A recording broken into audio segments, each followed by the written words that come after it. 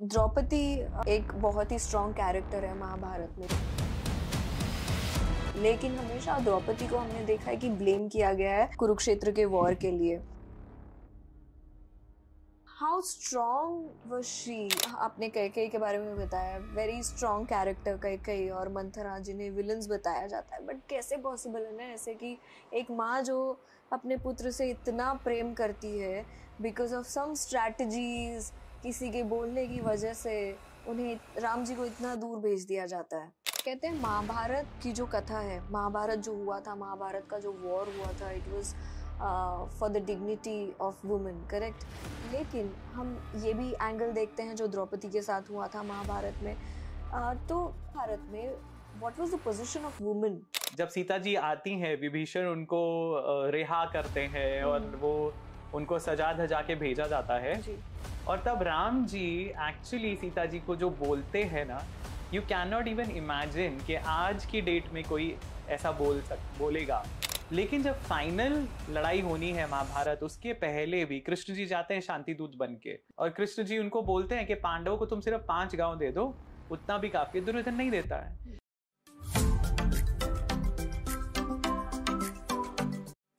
Hello everyone, नमस्ते, welcome back to another episode of the Raavya Saada podcast show. मैं हूँ राव्या साडा और आज हमारे साथ जुड़े हैं the incredible author doctor Vineet Agarwal, जिनसे हम बात करेंगे रामायण और महाभारत के कुछ ऐसे स्ट्रॉन्ग फीमेल कैरेक्टर्स के बारे में जिनके बारे में हम नहीं जानते हैं। हमने सुना है लेकिन हम उनके बारे में ज़्यादा नहीं जानते। So please welcome Vineet Agarwal. Hello Vineet, how are you? I'm good. Back again. Thank you so much, Ravya, for having me again. Vineet, जैसे मैंने अभी बताया कि हम बात करेंगे अबाउट these females जो बहुत पावरफुल और स्ट्रॉन्ग है हमारे रामायण और महाभारत में, हमारे पुराणों में, लेकिन हम इनके बारे में बात नहीं करते। अनसुने फीमेल्स हैं ये, इनके बारे में कुछ बताइए। जी, डेफिनेटली। इनफैक्ट राव्या, आपने बहुत सही क्वेश्चन पूछा, क्योंकि ऐसे बहुत सारे कैरेक्टर्स हैं रामायण और महाभारत में जिनके बारे में हमें ज्यादा पता ही नहीं होता। एक टेंडेंसी है हमारे टेलीविजन सीरियल्स में भी और मूवीज में भी कि जो मेन कैरेक्टर्स जो लोगों को पता है उन्हीं को बार बार हाईलाइट करते हैं। बट इनके पीछे बहुत सारे ऐसे छोटे छोटे कैरेक्टर्स हैं जिनका बहुत ही महत्वपूर्ण रोल रहा है इन द स्टोरी, जिनके कारण ये स्टोरीज आगे बढ़ती रही, लेकिन उनके बारे में ना ज्यादा बात की जाती है, ना बताया जाता है। एंड अनफॉर्चुनेटली हम लोग भी पढ़ते नहीं है महाभारत एंड रामायण। भी नहीं दी गई इतनी। सो उन्हें रिस्पेक्ट जरूर दी गई है, but in a way which is not known to a lot of people. एक श्लोक है जिसमें पंचकन्या का उल्लेख मिलता है। जो पंचकन्या है ये महाभारत और रामायण में से ली गई 5 स्त्रियां हैं जिनका कैरेक्टर इतना स्ट्रॉन्ग था कि उन्हें एक इंस्पिरेशन माना जाता है। लेकिन कितने लोगों को पता है पंचकन्या के बारे में? द वेरी फैक्ट कि देयर इज अ प्रेयर, एक प्रेयर है जो उनको डेडिकेटेड है, दैट शोज के पंचकन्या वर इम्पोर्टेंट। लेकिन हमें बहुत ज्यादा लोगों को, मेजॉरिटी लोगों को आई थिंक उनके बारे में नहीं पता होगा। पंचकन्या एज अ ग्रुप भी नहीं पता होगा। पर अगर आप इंडिविजुअल नाम लेंगे तो लोगों को पता होगा कि हाँ, एक ये कैरेक्टर था। अच्छा, तो कौन है पंचकन्या? जी, तो इसमें सबसे पहले आती है अहल्या, जिनके बाद जो रामायण में फीचर करती हैं, पर उनका बहुत ही छोटा रोल है। स्टिल उनका वो जो छोटा रोल है उससे भी हमें बहुत कुछ सीखने को मिलता है। सो अहल्या, द्रौपदी, कुंती, तारा और मंदोदरी, ये 5 जो स्त्रियां हैं, दे आर कंसिडर्ड इंस्पिरेशंस, जो जिनको रोज प्रे करना चाहिए ताकि आपके सारे पाप दूर हो जाएं। सच में? जी, तो ये पंचकन्या से रिलेटेड एक श्लोक है जिसमें ये इनके बारे में वर्शिप की जाती है। ओके, बट हम नहीं प्रे करते हैं, करेक्ट, इन पंचकन्याओं को। राइट। बट पंचकन्या कैसे कहा गया है इनको? जब आप पंचकन्या कहते हैं, ये डेसिग्नेशन ये कैसे दिया गया है? क्योंकि जैसे मेरा और आपका जब कॉन्वर्सेशन हो रहा था, आपने बताया कि पंचकन्या तो कन्या वो होती है जिसे वर्जिन कहा जाता है, करेक्ट? राइट। बट इन सब की शादी हो चुकी है। Right. And also they were with not एक हस्बैंड के साथ नहीं थे, with many of them they had relationship. तो कैसे पंचकन्या कहा गया फिर? राव्या, वही एक खूबसूरती है इस कॉन्सेप्ट की, दैट उनके जो चॉइसेस थी लाइफ की, उनके जो डिसीजंस थे वो बाकी सबसे हटके थे। इन पांचों स्त्रियों की जो लाइफ रही है, स्पेशली जो मैरिटल लाइफ, जैसा आपने कहा कि एक से ज्यादा पुरुष के साथ इनके संबंध थे। अब वो चाहे उनकी अपनी मर्जी से हो, चाहे वो सर्कमस्टांसेस के कारण हो, पर ये पांचों की स्टोरीज ऐसी हैं जिसमें उनका एक से ज्यादा पुरुष के साथ संबंध रहा, फिर भी उन्हें पंचकन्या के रूप में पूजा जाता है। इसका क्लियरली मतलब यही है कि हमारे जो एंशिएंट सोसाइटी थी वो कहीं ज्यादा ओपन माइंडेड थी और वो कहीं ज्यादा एक्सेप्टिंग थी चीजों के लिए। और जिन चीजों पे हम अभी भी फ्राउन करते हैं, pre marital sex, pre marital और टीनेज प्रेगनेंसी, जो कुंती के साथ हुआ, राइट, शी गॉट प्रेग्नेंट, अपनी शादी के पहले ही वो प्रेग्नेंट हो गई थी। तो this is the first example that we get scriptures में, जहां पे एक युवती जो अभी she is just a teenager and she is exposed to this difficult situation of teenage pregnancy, और वो कैसे उससे डील करती हैं। उसके अलावा जैसे द्रौपदी का है एग्जाम्पल, जिनको not because of her own wish, जो सर्कमस्टांसेस थे उनके कारण द्रौपदी को 5 पतियों के साथ रहना पड़ा। How did she handle that situation? So वो एक विक्टिम थी या उन्होंने उस सिचुएशन को अपने हिसाब से ढाल लिया? खुद वो ढली उस सिचुएशन में या उन्होंने दूसरों को ढाला उस सिचुएशन के हिसाब से? That is a thing to learn from Draupadi. So ये सारे जो कैरेक्टर्स है, इन पांचों का ही बहुत ही इंटरेस्टिंग और इंस्पायरिंग जर्नी है जिससे हम बहुत कुछ सीख सकते हैं। जी। सो जैसे आपने बताया अभी द्रौपदी के बारे में, let's talk about Draupadi. Draupadi कहा जाता है कि उनकी जो शादी हुई थी, उन्होंने शिव जी की आराधना की थी पिछले जन्म में, तब उनको ये 5 पति मिले because she was not married in her previous जन्म। राइट, सच है ये? जी जी जी, बिल्कुल। ये कहानी तो एक्चुअली हमें मल्टीपल जगह पे मिलती है। सो महाभारत में भी, जब अगर आपको पता हो, जब उनका स्वयंवर का टाइम था तो पांडव अज्ञातवास में थे जी। तो वो भेष बदल के आए थे स्वयंवर में, राइट। सो वो ब्राह्मणों के रूप में थे, और द्रुपद को जब पता चलता है कि ब्राह्मण के साथ एक ब्राह्मण जीत गया है, द्रुपद ने काफी कम लोगों को ये रियलाइजेशन है कि पूरा का पूरा स्वयंवर रचाया ही गया था अर्जुन के लिए, क्योंकि द्रुपद के मन में ये इच्छा थी कि अर्जुन, जिन्होंने बचपन में उन्हें हराया था, so there is a back story कि द्रोणाचार्य और द्रुपद जो है वो दोनों बहुत अच्छे फ्रेंड्स थे, वो इकट्ठे गुरुकुल में पढ़े थे। उसके बाद उनकी दुश्मनी हो गई और द्रोणाचार्य ने गुरु दक्षिणा के रूप में कौरवों और पांडवों को बोला था कि द्रुपद को हरा के आधा किंगडम मेरे लिए लेके आओ। और कौरव, जिनमें कर्ण भी शामिल था, ये लोग गए थे लड़ने के लिए और द्रुपद ने उन्हें हराया। फिर पांडव जाते हैं और पांडव आधा किंगडम जीत के लेके आते हैं अपने गुरु के लिए। सो द्रुपद ने देखा है उसकी मास्टरी अर्जुन की और पांडवों की भी, बेसिकली, राइट। सो द्रुपद की ये इच्छा थी कि मेरी बेटी जो एक डिवाइन बर्थ से पैदा हुई है, she is a yonija, she is not, वो नॉर्मल बर्थ से पैदा नहीं हुई थी, वो यज्ञ कुंड से निकली थी धृष्टद्युम्न की तरह। सो उनका बेटा भी डिवाइन था और बेटी भी डिवाइन थी, और वो यही चाहते थे कि उनकी जो बेटी एक दिव्य कन्या जो है उसका साथी कोई ऐसा पुरुष होना चाहिए जो सबसे सर्वोत्तम है, most powerful, most skilled warrior. तो उनकी इच्छा यही थी, और पूरा का पूरा जो वो स्वयंवर का रचाया गया था वो अर्जुन के लिए ही रचाया गया था कि ऐसी वो चलती हुई घूमती हुई मछली की आंख में तीर मारना, वो भी रिफ्लेक्शन देख के, nobody could do it। So गिने चुने लोग होंगे, 3-4 लोग होंगे जो कर पाएंगे।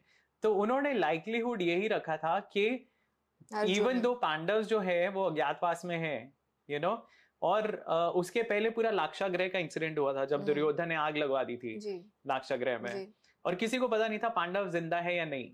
पर द्रुपद ने उस होप में स्वयंवर रखा था कि पांडव जिंदा है और अर्जुन ही ये तीर भेद पाएगा, ये लक्ष्य भेद पाएगा। सो पहले तो एक ये बेसिक अंडरस्टैंडिंग है, तो हमें पता था it was sort of a rigged स्वयंवर, राइट।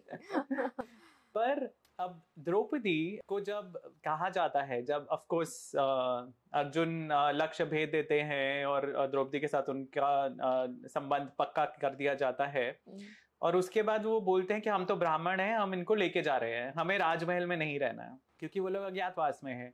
तो वो लोग द्रौपदी को लेके चले जाते हैं और धृष्टद्युम्न उनके पीछे पीछे जाते हैं देखने के लिए कि ये लोग कहाँ जा रहे हैं, क्या हो रहा है। सो वो जो पूरा इंसिडेंट है जब कुंती बोलती है कि जो भी तुम्हें दान में मिला है तुम आपस में बांट लो, ये द्रुपद को जब पता चलता है, so Drupad is of course worried कि मेरी बेटी कहाँ फंस गई है, यू नो कि ये है कौन, ये लोग कौन हैं। और यू नो मैं तो चाहता था कि अर्जुन जीते, मैं चाहता था कि उसकी लाइफ बहुत अच्छी हो, यू नो वो कुरु घराने की बहू बने। और यहाँ पे अब ये 5 ब्राह्मण हैं जो आपस में बांट रहे हैं मेरी पुत्री को। तो वेद व्यास उनको कहानी बताते हैं कि आपकी बेटी जो है वो डिवाइन है, आपको पता है वो दिव्य कन्या है, उसके पिछले जन्म में ये सब घटित हुआ था। और यही स्टोरी जो है ये देवी भागवत पुराण में भी आती है। और वेरी इंटरेस्टिंगली देवी भागवत पुराण में सीता जी और द्रौपदी को लिंक किया गया है। सो रामायण में जैसा हम जानते हैं अग्नि परीक्षा एक हुई थी सीता जी की। सो वाल्मीकि रामायण में जो कॉन्सेप्ट है उसमें सबसे एक और मैं गलतफहमी दूर कर दूं लोगों की कि राम जी ने कभी भी नहीं कहा था सीता जी को अग्नि परीक्षा देने के लिए। सो जब सब आर्मीज वहां खड़ी होती हैं सबके सामने, जब सीता जी आती हैं विभीषण उनको रिहा करते हैं और वो उनको सजा धजा के भेजा जाता है जी। और तब राम जी एक्चुअली सीता जी को जो बोलते हैं ना, you can not even imagine कि आज की डेट में कोई ऐसा बोलेगा। क्या बोला था? क्योंकि वो इतनी ओपन माइंडेड कॉन्वर्सेशन है जिसमें राम जी कहते हैं कि मैंने तुम्हें एज अ हस्बैंड, मेरी रिस्पॉन्सिबिलिटी थी तुम्हें बचाना, जो कि मैंने कर दिया है। मैंने पूरा समुद्र क्रॉस करके वानरों की सेना इकट्ठे करके राक्षसों से लड़ाई करके तुम्हें बचा लिया है, जो मेरा कर्तव्य था। अब तुम्हारी मर्जी है तुम्हें मेरे साथ चलना है या नहीं। I leave it up to you. That is such an open-minded thought. और उसको किस तरह से बताया जाता है कि उन्होंने सीता का तिरस्कार किया, उन्होंने जरूर कुछ अपशब्द कहे, उन्होंने रूड वर्ड्स यूज किए क्योंकि वो टेस्ट करना चाहते थे कि सीता के मन में एक्चुअली क्या है। बट आप इमेजिन कीजिए रावण जो कि तीनों लोगों का स्वामी था और उसके पास सारा ऐश्वर्य था, लंका सोने की लंका थी, राइट, उसमें सारे ऐशो आराम थे, सब कुछ था। कोई भी स्त्री, और रावण के हेरम में हजारों स्त्रियां थी, काफी थी जो उसने अबडक्ट की हुई थी। ये भी काफी लोगों को पता नहीं है, लोगों को लगता है कि रावण ने एक ही गलती की और सीता जी का किडनैप किया, पर रावण ने हजारों स्त्रियों का किडनैपिंग की थी जबरदस्ती। और हर देवलोक से, गंधर्व लोक से, नागलोक से, मनुष्यों से, हर जगह से उसने जिनको वो हराता था, जिन किंगडम्स को हराता था, उनकी फैमिलीज में से वो स्त्रियों को किडनैप करके लेके आता था। और बट उसको श्राप था कि एक इंसिडेंट जब हुआ ऐसा, जब नल कुबेर, एक कुबेर के बेटे हैं, कुबेर रावण के सौतेले भाई हैं, और कुबेर की अमरावती पे भी अलकापुरी जो उनकी सिटी है उसके ऊपर भी अटैक किया रावण ने दोबारा, उनको लंका से खदेड़ने के बाद। वहां पे रंभा जो एक अप्सरा है और वो नल कुबेर की वाइफ है, मतलब कुबेर की बहू है, उसका भी रावण ने मॉलेस्टेशन किया। और तब नल कुबेर ने श्राप दिया था कि अगर तुम दोबारा किसी स्त्री पे खुद को फोर्स करोगे तो तुम्हारे सर के टुकड़े टुकड़े हो जाएंगे। That is the only reason Ravan Sita ji को किडनैप करने के बाद भी उनको जबरदस्ती नहीं कर सका। सो अशोक वाटिका में सीता जी हैं और राम जी को नहीं पता कि वो किस हालत में रही हैं जब तक हनुमान वहां नहीं पहुंचे थे, right, which was very late. So तब तक ऑलमोस्ट 1 साल निकल चुका था, और जब हनुमान वहां पहुंचते हैं तब वो कॉन्वर्सेशन सुनते हैं कि रावण सीता जी को धमका रहा है, और रावण हर तरह से कोशिश करता है सीता जी को मना लेने की, क्योंकि वो जबरदस्ती तो कर नहीं सकता है। अब वो चाहता है कि सीता जी खुद से उसके पास आए। तो 2 तरीके हैं, एक लालच देने का, जिससे वो उनको लालच देता है कि मैं तुम्हें मंदोदरी से भी ऊपर पोजीशन दूंगा, तुम मेरी पटरानी बनोगी, यहाँ सब कुछ है, सुख समृद्धि है, नौकर चाकर हैं, दासियां मिलेंगी तुम्हें हजारों। और दूसरी चीज है डराने धमकाने वाली। तो वो हनुमान जी वो कॉन्वर्सेशन सुनते हैं जिसमें रावण उन्हें बोलता है कि अब 2 महीने रह गए हैं, मैंने तुम्हें 1 साल का मौका की मोहलत दी थी, अब 2 महीने रह गए हैं, 2 महीने के बाद भी अगर तुम नहीं मानोगी तो तुम्हें मैं खा जाऊंगा लिटरली, क्योंकि राक्षस जो थे वो नरभक्षी थे जी। सो वो यही धमकी देता है कि you will be served as my breakfast in my kitchen. So आप सोचिए किस तरह का मेंटल ट्रॉमा सीता जी ने झेला। पर राम जी को ये सब कुछ पता नहीं है, right, except for this one conversation जो राम जी जो हनुमान जी उन्हें बताते हैं। सो राम जी उन्हें वो फ्रीडम देते हैं कि तुम्हें अगर यहाँ रहना है तुम यहाँ रहो, तुम्हें कहीं और जाना है तो तुम कहीं और जा सकती हो, तुम्हें कोई बंदिश नहीं है कि जस्ट बिकॉज मैंने तुम्हें बचाया है तुम्हें मेरे ही साथ आना है। लेकिन सीता जी को वो चीज सही नहीं लगती, उनको वो बात चुभती है कि आपने डाउट भी कैसे किया कि मैं कहीं और जाना चाहूंगी। और तब वो लक्ष्मण को आज्ञा देती है कि यहाँ पे एक चिता तैयार करो और मैं अग्नि में प्रवेश कर जाऊंगी। इस तरह से अग्नि परीक्षा होती है। अच्छा। सो राम जी कभी नहीं कहते सीता जी को अग्नि परीक्षा देने के लिए, सीता जी का खुद का डिसीजन होता है टू प्रूव हरसेल्फ। अब उसमें देखिए 2-3 बहुत इंपॉर्टेंट चीजें हैं जो हमें समझनी चाहिए। राम जी ने प्रूव की अपनी वर्थ, उन्होंने एक अलायंस बनाया स्ट्रेंजर्स के साथ, वानरों के साथ, जिनको कभी नहीं मिले थे। उन्होंने भारत के पूरे विड्थ क्रॉस करके नासिक से रामेश्वरम तक आए जंगलों में होते हुए, और उन्होंने जो उनको नॉलेज दी गई थी, जो उनके पास हथियार थे, दिव्य अस्त्रों की नॉलेज थी, सब कुछ अपना स्किल यूज करके, अपना दिमाग यूज करके उन्होंने वो लड़ाई लड़ी और रावण को हराया भी। तो उन्होंने कहीं ना कहीं प्रूव कर दिया था कि he is worthy to become the king, वो राजा बनने के, अयोध्या के राजा बनने के योग्य हैं। सीता जी को भी वो परीक्षा देनी थी टू प्रूव कि वो भी रानी बनने के योग्य हैं। और राम ये नहीं चाहते थे कि सिर्फ उनकी पत्नी होने के कारण लोग सीता को रानी की तरह एक्सेप्ट करें, क्योंकि he had very high standards, उनको मर्यादा पुरुषोत्तम बोलते हैं, राइट।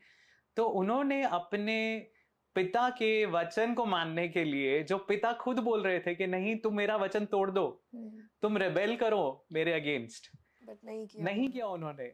तो उन्होंने अपने पिता का सिर्फ वचन निभाने के लिए 14 साल निकाल दिए। तो वो एक बहुत हाई स्टैंडर्ड मेंटेन करते थे। सीता को भी वही हाई स्टैंडर्ड मेंटेन करना था, इसीलिए सीता जी ने खुद से परीक्षा दी वो। सो वाल्मीकि रामायण में तो अग्नि परीक्षा का उल्लेख जो मिलता है, दूसरे कुछ वर्जन जो है रामायण के, उसमें हमें एक माया सीता का भी उल्लेख मिलता है। तो उसमें कहा जाता है कि जब वनवास में ये लोग रह रहे थे और सीता जी के अबडक्शन के जस्ट पहले अग्निदेव प्रकट होते हैं और वो राम जी को बताते हैं कि ऐसा ऐसा होने वाला है। सो ओरिजिनल सीता जो है उनको आप मेरे पास छोड़ दो, I will give you a reflection. So जो माया सीता जिनको बोला जाता है, माया सीता या छाया सीता। सो देवी भागवत पुराण के हिसाब से दिस एक्चुअली हैपेंड कि एक माया सीता थी जो क्रिएट की गई थी, जिनको अबडक्ट किया रावण ने, और अग्नि परीक्षा में माया सीता अंदर जाती है और ओरिजिनल सीता जी को रिटर्न किया जाता है। अब ये माया सीता का क्या हुआ आगे, ये किसी को नहीं पता, राइट। सो देवी भागवत पुराण में कहा जाता है कि ये माया सीता राम जी से पूछती है कि मैंने ये जो भी मेरा उद्देश्य था वो फुलफिल किया, अब आगे मेरी जिंदगी में क्या होने वाला है, you know what is the purpose of my life. और राम जी उन्हें एडवाइस करते हैं कि आप प्रेयर कीजिए स्वर्ग लक्ष्मी बनने के लिए, तो उनको स्वर्ग की लक्ष्मी की उपाधि मिलेगी फ्यूचर में। और एक और बैक स्टोरी यहाँ पे आती है कि रावण जब ये सब मॉलेस्टेशंस, अबडक्शंस वगैरह करता था, तो उसमें से एक ऋषि पुत्री थी जिनका नाम था वेदवती। और वेदवती को जब उसने पकड़ने की कोशिश की उसके बालों से, तो वेदवती अग्नि में कूद जाती हैं। सो यही वेदवती जो अग्नि में कूद गई थी, वही अग्नि में से निकली एज माया सीता, और यही माया सीता बाद में अग्नि से निकली as Draupadi. So that is the beautiful story tying up all these 3 incarnations. और क्योंकि वो 3 युगों में हुई, इसीलिए उनको त्रिहायनी बोलते हैं। और अल्टीमेटली स्वर्ग लक्ष्मी जो है दैट इज शची, इंद्र की जो पत्नी है शची। तो महाभारत में भी हमें कोरॉबरेशन मिलता है, क्योंकि महाभारत में एक पूरा चैप्टर है जिसमें जो मेन कैरेक्टर्स हैं उनके पिछले जन्मों के बारे में बताया जाता है। तो उसमें भी कहा गया है कि द्रौपदी जो है वो शची का रीबर्थ है, शची का इनकारनेशन है, sort of just as Arjun was Indra का इनकारनेशन। सो ये है स्टोरी जो उन सबको टाई अप करती है। इंटरेस्टिंग। कहते हैं महाभारत की जो कथा है, महाभारत जो हुआ था, महाभारत का जो वॉर हुआ था, it was for the dignity of women, correct? लेकिन हम ये भी एंगल देखते हैं जो द्रौपदी के साथ हुआ था महाभारत में। तो भारत में what was the position of women? देखिए, महाभारत जो है ना, वो बहुत हमारे टाइम के बहुत पास हुई है, क्योंकि द्वापर युग कलयुग के जस्ट पहले था। सो अगर आप देखेंगे, आप स्क्रिप्चर्स भी अगर पढ़ेंगे, आप पुरानिक स्टोरीज भी पढ़ेंगे, या वेदों को पढ़ेंगे और पुराणों को पढ़ेंगे, तो एक क्लियर डिटीरियोरेशन ऑफ सोसाइटी दिखाई देती है। क्योंकि जो हमारे वैदिक प्रिंसिपल्स हैं उसमें एक बहुत ही ओपन सोसाइटी थी। और इवन महाभारत के टाइम भी जैसा हम देख सकते हैं कि नियोग अलाउड था, एक स्त्री को एक से ज्यादा हस्बैंड होना अलाउड था, जो आज की सोसाइटी में अलाउड नहीं है, राइट? सो एक डिटीरियोरेशन क्लियरली चल रहा था टुवर्ड्स कलयुग। सो महाभारत के टाइम आई वुड से कि हालांकि वो एक पुरुष डोमिनेटेड सोसाइटी थी, बट काफी स्त्रियां ऐसी हैं जिन्होंने उस मोल्ड को ब्रेक किया और जिन्होंने अपना पक्ष आगे रखा बहुत ही खूबसूरती से और बहुत ही स्ट्रॉन्ग वे से। अब कुंती है, अगर आप कुंती के बारे में देखेंगे, सो कुंती एक टीनेज प्रेगनेंसी से निकली, उन्होंने उस सिचुएशन से डील किया जी। जैसे भी डील किया हो, काफी लोग क्रिटिसाइज करते हैं कि उन्होंने कर्ण को बहा दिया, इसीलिए बेचारे की वो दुर्दशा हुई एंड ऑल दैट, बट वो खुद एक टीनेजर थी, उनको नहीं पता था कैसे हैंडल करना है, she was learning, right? But बाद में अगर आप देखेंगे, उनको उनके पति के साथ वो भी वनवास में गई, पांडु ने सब त्याग कर दिया था, तो कुंती और माद्री जो पांडु की पत्नियां थी वो उनके साथ चली गई खुद से, अपनी मर्जी से। लेकिन पांडु को श्राप था कि अगर वो संभोग करने की कोशिश करे तो वो उनकी मृत्यु हो जाएगी, क्योंकि उन्होंने एक हिरण कपल को मार दिया था।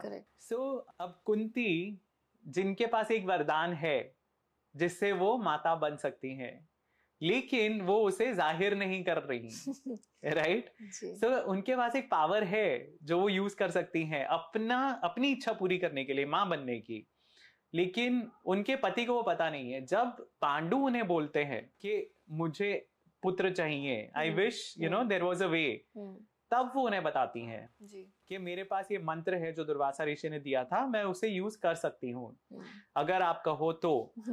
और उस तरह से कुंती 3 पुत्रों की माता बनती हैं।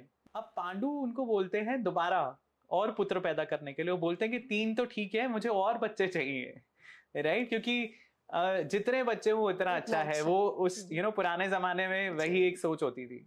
और तब Kunti she puts a foot down, वो बोल देती है कि नहीं, मतलब दिस इज इनफ, क्योंकि शास्त्रों में ऐसा लिखा गया है कि एक स्त्री जो 5 पुरुषों के साथ संभोग करती है उसे थोड़ा लूज कैरेक्टर का माना जाता है।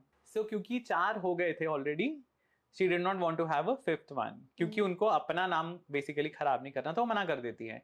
तो फिर पांडु बोलता है कि ठीक है, फिर तुम माद्री को दे दो ये मंत्र, ताकि माद्री के थ्रू पुत्र प्राप्त हो सके। सो कुंती, जब पांडु की बाद में डेथ हो जाती है, माद्री उनके साथ चिता में सती कर लेती हैं। अच्छा। हाँ। So Kunti is left with 5 children, और वो 5 जो बच्चे, उनमें से 3 उनके खुद के हैं, पर 2 बच्चे उनकी सौतेली, उनकी को वाइफ के हैं, तो उनके सौतेले बच्चे हैं। फिर भी कभी भी कुंती ने पूरी महाभारत में कभी भेदभाव नहीं किया नकुल और सहदेव के साथ। आपको एक भी इंसिडेंट नहीं मिलेगा जिसमें कुंती ने अपने बच्चों को प्रेफरेंस दी हो और नकुल और सहदेव को नहीं दी हो।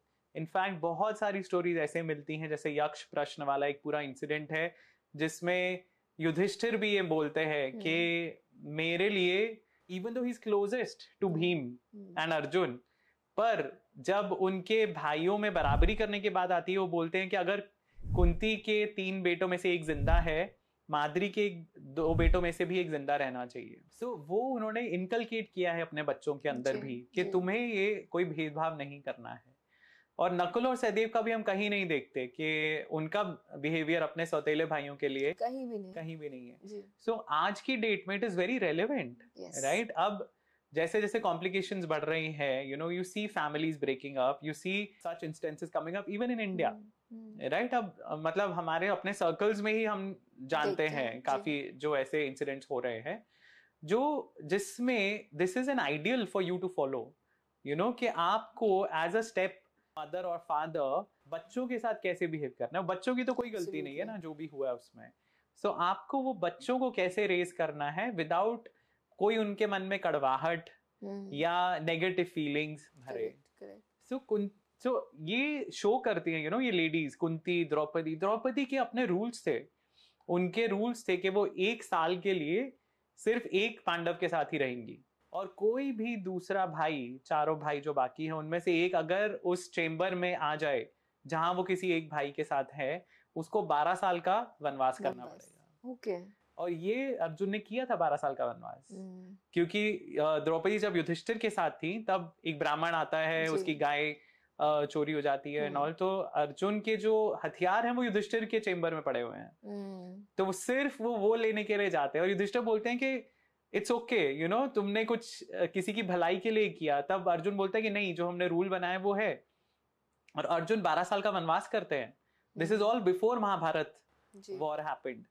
सो जब उनके भाई सब आराम से रह रहे तब अर्जुन वनवास में है और तब वो पूरे भारत में भ्रमण करते हैं और यू नो मणिपुर, द्वारका, सब जगह होके और वो डिवाइन वेपन्स, दिव्य अस्त्र गैदर करते हैं उस टाइम में। But all because of Draupadi, कि द्रौपदी को उसकी द्रौपदी की डिग्निटी मेंटेन रहनी चाहिए। Draupadi was basically, you know, she ruled the 5 Pandavas. Draupadi dictate करती थी टर्म्स। उन्होंने एडजस्ट नहीं किया द्रौपदी ने? नहीं, द्रौपदी ने एडजस्ट, देखिए अब एक स्टोरी जो मिलती है जब अर्जुन सुभद्रा को लेके आते हैं तो तब Draupadi gets very jealous, right. But ideally अगर आप देखेंगे, बिकॉज द्रौपदी एक ही साल है एक हस्बैंड के साथ, सो दूसरे husbands also were allowed to marry for, you know, their own wives. I mean they have their own kids, correct. So उनकी सबकी अपनी अपनी पत्नियां थी अलग, लेकिन सबके लिए Draupadi was the supreme. Okay. So Arjun जब सुभद्रा को भी लेके आते, उन्हें पता है कि नहीं भाई, द्रौपदी ही सुप्रीम है। तो वो सुभद्रा को समझाते हैं कि तुम जाके द्रौपदी को मनाओ जी, क्योंकि द्रौपदी का मानना बहुत इम्पोर्टेंट है। सो इमेजिन कि इतनी डिग्निटी और इतना रिस्पेक्ट द्रौपदी को दिया गया कि उनकी मर्जी के बिना सुभद्रा भी, जो कृष्ण की बहन है, एंड कृष्ण द्रौपदी के फ्रेंड हैं, दोस्त हैं, जिन्होंने उनकी इज्जत बचाई, उनको यू नो बहुत बार सहारा दिया जी। उनकी बहन को भी एंट्री नहीं मिलेगी महल में अगर द्रौपदी नहीं मना कर देंगी। सो ये महिलाएं हैं, ये स्त्रियां हैं जिन्होंने बहुत ही यू नो इम्पोर्टेंट रोल निभाया स्क्रिप्चर्स में भी, और दे शो कि जैसा हम सोचते हैं वैसा उतनी बुरी कंडीशन नहीं थी। विनी, जैसे अभी आपने बताया दैट एंशिएंट टाइम्स में पुराणों में भी लिखा गया है कि polyandry was a common practice, मतलब अ फीमेल कैन हैव एक से ज़्यादा रिलेशनशिप रख सकती है वो पुरुष के साथ अपनी शादी से बाहर भी, to perform some duties. Is it true? जी, दोनों के लिए सेम है वो, for male and female both? बिल्कुल। एक्चुअली हमें स्टोरीज मिलती हैं पुराणों में जिसमें एक कहानी है एक ऋषि की जिनका नाम है दीर्घतमस। तो बेसिकली वो ऋषि जो थे, ही वाज बोर्न ब्लाइंड, तो इसलिए तमस इज अंधेरा, तो वो क्योंकि अंधकार ही था उनकी जिंदगी में, उनका नाम दीर्घतमस रखा गया था। पर उनकी जो वाइफ थी वो क्योंकि ही वाज ब्लाइंड, राइट, तो वो उनकी जो वाइफ थी उनके और दूसरे पुरुषों के साथ भी संबंध थे, और that was an accepted fact at that time. और इनफैक्ट दीर्घतमस किसी कॉन्वर्सेशन में वो बात भी करते हैं कि स्त्रियां जो है वो फ्री है, हमारे सोसाइटी में वो फ्री है अपने हिसाब से रहने के लिए। ऐसी कोई बंदिश नहीं है कि अगर मेरी उससे शादी हुई है तो उसको मेरे ही साथ रहना है। ऐसा ही एक और एपिसोड मिलता है श्वेत केतु की स्टोरी में। उदालक ऋषि एक थे जी। और उनकी जो पत्नी थी वो उनके बेटे के सामने, जो श्वेत केतु उनका बेटा है, तो वो श्वेत केतु के सामने उनकी माँ किसी और पुरुष के साथ चली जाती हैं। तो श्वेत केतु को बड़ा गुस्सा आता है कि मेरी माँ कहाँ जा रही है। और तब मतलब ऐसा बताया जाता है कि उन्होंने रूल्स बनाए कि नहीं, एक स्त्री को एक पुरुष के साथ ही रहना चाहिए। लेकिन ऐसे ऐसे बहुत सारी हमें मेंशंस मिलते हैं जिसमें स्त्रियां फ्री थी अपने हिसाब से पार्टनर्स चूज करने के लिए। ऑफ कोर्स पार्टनर चूज करना मतलब एक सिंगल पार्टनर चूज करने का एक स्वयंवर की प्रथा तो हमें पता ही है, जो इवन महाभारत के टाइम्स तक थी जी। लेकिन more than one partner choose करने के लिए भी उनको फ्रीडम था। सो आप इमेजिन कीजिए ऐसी सोसाइटी थी। So polyandry was also allowed and accepted. मैं ये नहीं कहूंगा कि बहुत कॉमन था, but it was an accepted practice. Yes. But अब हमारी सोसाइटी ऐसी हो गई है, डिटोरिएट हो गए हैं that we do not accept. अब तो पॉलीगैमी भी अलाउड नहीं है। Nothing is allowed. Right. So but ऐसे एग्जाम्पल्स और भी मिलते हैं। एक डिवाइन लेडी थी अगेन, मरिसा, जो उनकी भी जो उनकी शादी होती है वो 10 ऋषियों के साथ होती है। प्रचेतस जो ऋषि हैं उनके साथ उनका विवाह होता है। सो ऐसे बहुत सारे हमें एग्जाम्पल्स मिलते हैं। जैसे कुंती आपने बताया वाज एसोसिएटेड विद सूर्य, यम, वायु and Indra, correct? Right. And Ruma, Tara, Jatila, Marisha had more than one husband. Right. So ये सभी एविडेंस है कि polyandry was there. बिल्कुल। एक महाभारत में और कहानी मिलती है जिसमें बताया जाता है कि महिष्मति में, जो एक किंगडम था पुराना, महिष्मति के जो राजा थे जी। उनकी पुत्री जिसका नाम मुझे अभी याद नहीं आ रहा है, पर वो जो पुत्री थी उनको प्यार हो जाता है अग्निदेव से। और अग्निदेव ज्वाला में से प्रकट होके फॉर्म लेके आते हैं उसके लिए स्पेसिफिकली। अब राजा को पता चल जाता है कि मेरी बेटी का अफेयर चल रहा है, तो वो उसको बंद कर देते हैं या उसके ऊपर गुस्सा करते हैं ऑल दैट। तो अग्निदेव उस राजा को ये श्राप देते हैं कि तुम्हारे किंगडम में कोई भी स्त्री पुरुषों के रूल्स के हिसाब से नहीं चलेगी। अच्छा। तो उस किंगडम में स्पेसिफिकली माहिष्मति में polyandry was followed. बिल्कुल। ओके। द्रौपदी एक बहुत ही स्ट्रॉन्ग कैरेक्टर है महाभारत में, लेकिन हमेशा द्रौपदी को हमने देखा है कि ब्लेम किया गया है कुरुक्षेत्र के वॉर के लिए। How strong was she? उनके बारे में कुछ बताइए। शी बहुत सारे ट्रेजेडीज से भी वो गई है, निकली है, but then she uplifted the kingdom also. Right. So Draupadi का देखिए, आई थिंक उनको अनफेयरली ब्लेम किया जाता है द्रौपदी को, क्योंकि जो लड़ाई हुई है वो द्रौपदी के कारण नहीं हुई थी, वो लालच के कारण हुई थी। वो किसका लालच था? दुर्योधन का। कि पांडव रेडी थे सिर्फ 5 गांव लेने के लिए, उनको 5 गांव छोड़ने के लिए भी रेडी नहीं थे। दुर्योधन 5 गांव देने के लिए भी रेडी नहीं था उनको, राइट। पहले भी उनको ऐसा सूखा बंजर जंगल वाला एरिया दिया गया, रादर नॉट सूखा बट जंगल वाला एरिया दिया गया था उन्हें, खांडव प्रस्थ दिया गया था अपना किंगडम बनाने के लिए, जिसे पांडवों ने ट्रांसफॉर्म किया इनटू इंद्रप्रस्थ, जो इतना सुंदर, इतना भव्य कैपिटल बन गया कि दुर्योधन को उससे भी जेलसी होने लग गई। और ये जो ईर्ष्या की भावना है ना, ये कौरव साइड में शुरू से है। अगर आप देखेंगे बचपन में भी जब पांडव आए थे तो दुर्योधन को बहुत इनसिक्योरिटी हो गई कि ये अब नए बच्चे आ गए मेरा किंगडम बांटने के लिए, और वो उनको जहर दे देता है। एक जब वो पिकनिक के लिए जाते हैं बेसिकली, तो वहां पे वो भीम को जहर खिला देता है और उसको पानी में डाल देते हैं। वो अलग बात है कि भीम बच जाता है। फिर उसके बाद जो लाक्षागृह का इंसिडेंट है वो किसने किया? दुर्योधन ने, राइट। ये तो पांडवों का बड़प्पन था कि उन्होंने उसका बदला इमीडिएटली आके नहीं लिया, राइट। पर आप देखिए द्रौपदी का इतना इंपॉर्टेंट रोल है पांडवों को सक्षम बनाने में। एक रीजन जो ये माना जाता है कि कुंती ने क्यों अपने वर्ड्स वापस नहीं लिए। कुंती ने जब एक बार बोल दिया कि आप शेयर करो जो भी आपके पास है, कुंती वापस भी ले सकती थी कि नहीं मैंने गलत बोल दिया, मत करो ये। बट कुंती रियलाइज करती है कि द्रौपदी जो एक दिव्य कन्या है, उनकी beauty's out of this world, और सारे पांडव जो हैं वो उनपे मोहित हैं। शी रियलाइजेस कि एक ये स्त्री जो है ये मेरे 5 बेटों को आपस में बांध के रख सकती है। So that was the power of Draupadi's beauty, right, and Kunti's foresight कि ये एक स्त्री के कारण मेरे 5 बेटे आपस में भी जुड़े रहेंगे। सो वो एक थॉट था उनके दिमाग में भी। एंड द्रौपदी के जो फादर हैं Drupada, he is a very well known king, तो पांडव जो बेचारे बेघर थे, जो लाक्षागृह से बच के अज्ञातवास में रह रहे हैं, उनको सडनली एक इंपॉर्टेंट एलाई मिल जाता है, जिसके कारण कौरवों को now they have to take them seriously, इसलिए उनको दोबारा फिर वो खांडव प्रस वगैरह करके वो देते हैं। लेकिन जब फाइनल लड़ाई होनी है महाभारत, उसके पहले भी कृष्ण जी जाते हैं शांति दूत बन के, और कृष्ण जी उनको बोलते हैं कि पांडवों को तुम सिर्फ 5 गांव दे दो, उतना भी काफी है। दुर्योधन नहीं देता है। सो ये आई थिंक द्रौपदी का तो इसमें कोई रोल ही नहीं है, राइट? द्रौपदी के कारण तो लड़ाई हुई ही नहीं है। द्रौपदी का जरूर उन्होंने कौरवों ने उनकी मानहानि की, उनको बहुत निर्लज किया कुरु सभा में जी।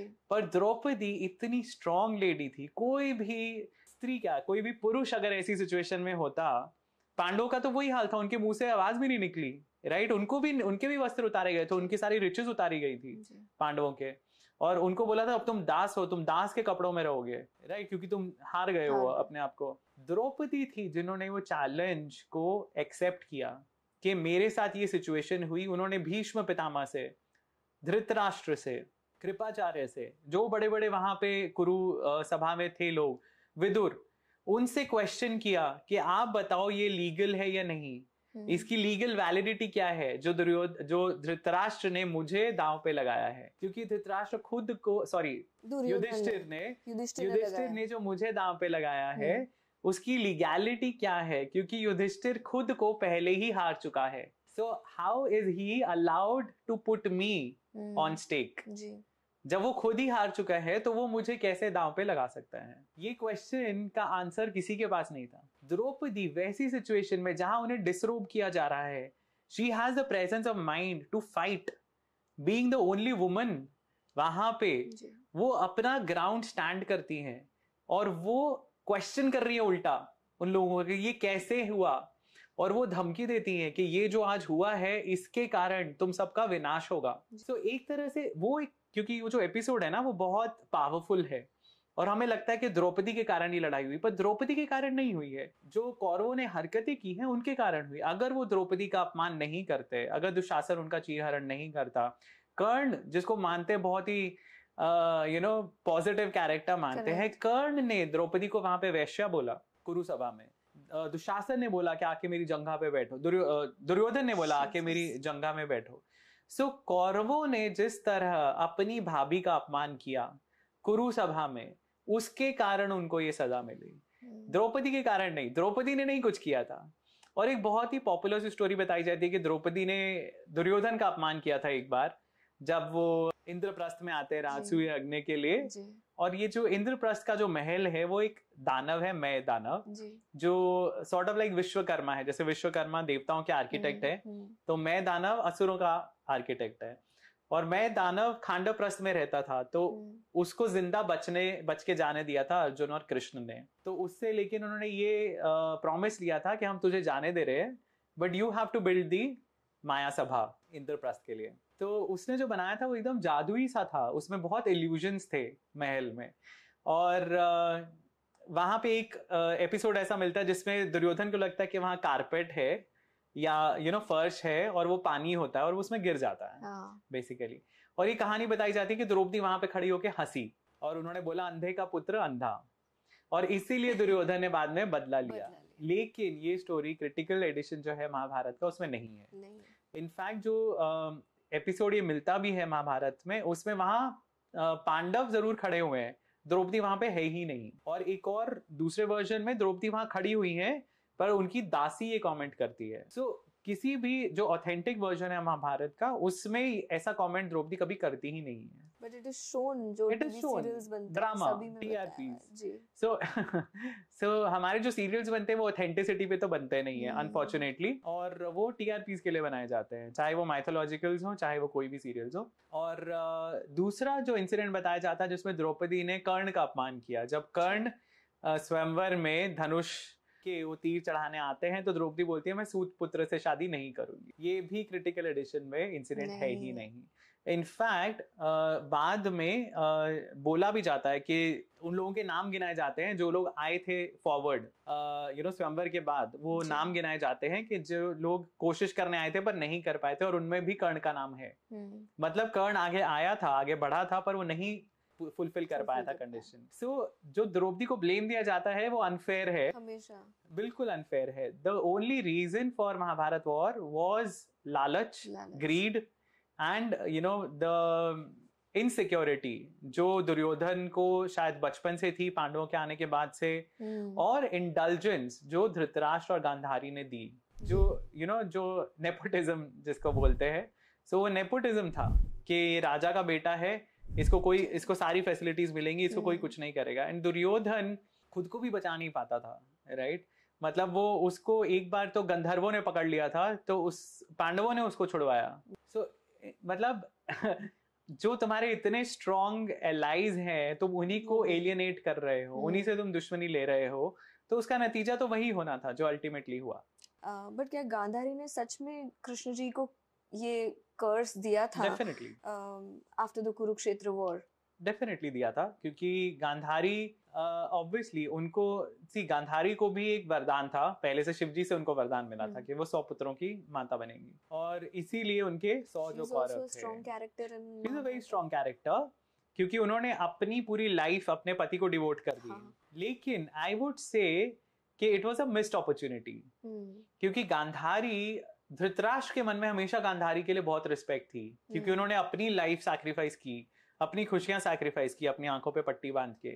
पर गांधारी धृतराष्ट्र को सही रास्ता नहीं दिखा पाई पट्टी बांधने के बाद, राइट? मुझे लगता है कि अगर उनकी आंखें खुली रहती तो फिजिकली भी और मन की आंखें भी खुली रहती, तो वो शायद धृतराष्ट्र को सही रास्ता दिखा सकती थी। पर वो मिस्ड अपॉर्चुनिटी है, क्योंकि गांधारी भी उतनी ही इंडल्जेंट थी अपने बच्चों के लिए, और सिर्फ इसीलिए उन्होंने कृष्ण जी को श्राप दिया। उन्होंने बोला, कृष्ण तुम ये पूरा युद्ध रोक सकते थे, अवॉइड करवा सकते थे, पर तुमने मेरे बच्चों का डिस्ट्रक्शन होने दिया, इसीलिए अब तुम्हारे पूरे वंश का डिस्ट्रक्शन होगा। तो वो ये श्राप देती हैं। सो गांधारी को मैं कोई बहुत इंस्पायरिंग कैरेक्टर नहीं मानूंगा। वो भी जेलस थी, इंडल्जेंट थी, और एक त्याग जरूर उन्होंने बहुत बड़ा किया था जीवन में अपने पति के उनकी कंडीशन को समझने के लिए, बट वो भी अलग तरह से मैनेज किया जा सकता था। अगर दोनों के आंख पे पट्टी नहीं, मतलब एक इनके आंख पे पट्टी नहीं बंधी होती तो शायद सर्कमस्टेंसेस कुछ और होते। बिल्कुल, जैसे कुंती ने अपने बच्चों को ढाला कि वो किसी भी डिफिकल्ट सिचुएशन से डील कर पाए। हो सकता है गांधारी भी अपने बच्चों को कंट्रोल कर सकती थी, और अभी तो क्योंकि उनकी कोई वैल्यू ही नहीं थी बच्चों को, लाइक दुर्योधन, आपको कोई ऐसा इंसिडेंट नहीं मिलता है जिसमें वो इम्पोर्टेंस दे रहा है अपनी माता को, एक्सेप्ट जब उसको टुवर्ड्स द एंड, जब वो भीम से लड़ाई करने जा रहा है, उसके पहले वो गांधारी से पावर लेना चाहता है, जो गांधारी ने इतने सालों पट्टी बांध के अर्जित की है, बेसिकली जो पुण्य अर्जित किया है, वो उससे खुद को स्ट्रांग बनाने के लिए वो गांधारी के पास जाता है। बट कभी भी कोई ऐसा इंसिडेंट नहीं दिखाया गया कि गांधारी की कोई स्पेशल वैल्यू है उनके बच्चों के लिए।